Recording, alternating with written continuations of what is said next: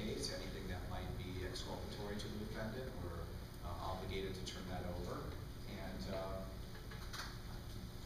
I want to make sure that our prosecutors take that obligation very seriously. As the prosecution, we're not just another litigant in court. We represent the people. Okay? We represent you, and we are the sovereign, and we hold ourselves to a very high standard of moral and ethical conduct. We're not just about getting convictions, we're about doing justice, and we take that very seriously. Finally, one change that will be kind of coming out actually in the next week or so, it's a different approach on how we evaluate officer-involved shootings. So last year in 2010, there were 3 instances where officers shot and killed someone in the line of duty. In the past, we have taken those cases to a closed grand jury to decide whether to indict the officer for any criminal offense.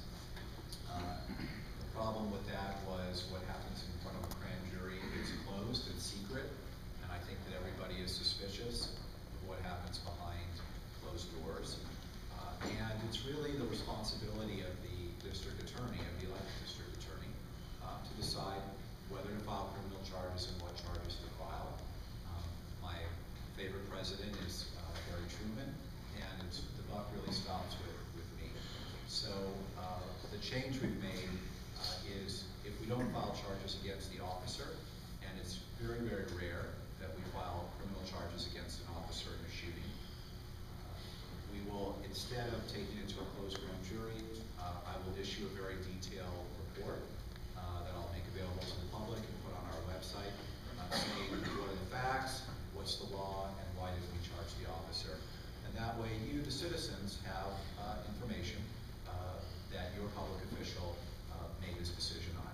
And you, of course, can disagree with the decision. I don't expect people to agree with me all the time. You know, I'm married.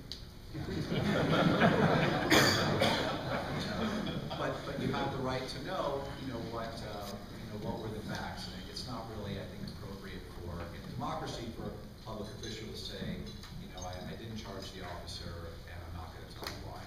So those are some of the major changes. I'm happy to answer any questions that you have, whether about firearms or anything else. And I thank very much Jess Guy